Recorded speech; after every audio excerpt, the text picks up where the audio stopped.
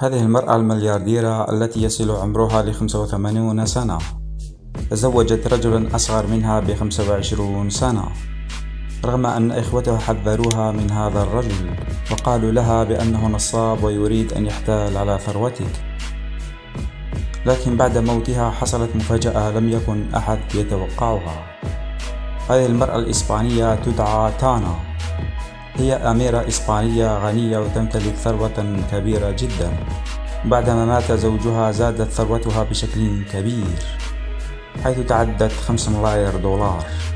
بعدما توفي زوجها تعرفت على هذا الرجل الذي يدعى ألفونسو، والذي بدوره كان يعمل موظفا في إحدى شركات زوجها، حيث قال لها في جنازة زوجها: إذا احتجت لأي شيء فأنا تحت أمرك، لأن زوجك هو من أنقذني من الفقر، ولولاه لكنت مشردا في أحد شوارع المدينة، فقد كان كريما معي وكان يثق فيه كثيرا ولن أنسى خيره علي.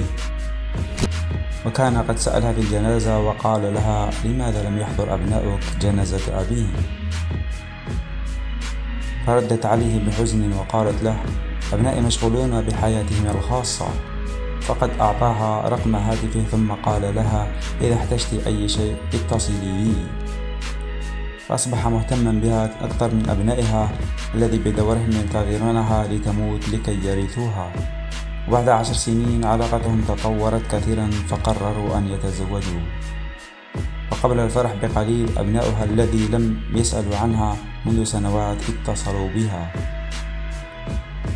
ثم قالوا لها: إياك أن تتزوجي ذلك الشخص لأنه طامع فقط في ثروتك، لأنه من المستحيل أن يتزوج شخص من امرأة تكبر به 25 سنة فقط لأنه يحبها. أصلا أنت أميرة من عائلة ملكية، فكيف ستتزوجين رجلا عاديا موظفا كان يعمل عند زوجك؟ لكن الأميرة تانا لم تكترث لكلامهم وتزوجت به، وتفاجأت بأنه لا أحد من أبنائها حضر زفافها. وبعد هذا عاشت 3 سنوات مع زوجها، وكانت أجمل 3 سنين عاشتها في حياتها، فلم ترى منه في هذه 3 سنوات سوى الحب والاهتمام التي لم تجده حتى في أبنائها. بعد هذه السنوات 3 توفت تانا، فكان ألفونسو يبكي عليها بحرقة في الجنازة، لكن أبنائها لم يطيقوه في الجنازة لأنهم كانوا يعلمون أنه محتال ممثل فقط لكي يرثها. لكن بعد هذا حدث شيء جعل الأبناء فاتحين أفواههم من الصدمة، حيث وجدوا أن ألفونسو تنازل على حقه في الإرث بشكل كامل. وبعدها أرسل لهم رسالة يقول فيها: لقد تزوجت أمكم لأنني أحبها وليس لي غرض بثروتها، وكل ما كنت أريده من هذه الحياة هي فقط. وفعلا ألفونسو وقع على عقد التنازل على الإرث في حق زوجته تانا. وبعد ذلك ندم الأبناء أشد الندم لأنهم ساءوا الظن بألفونسو.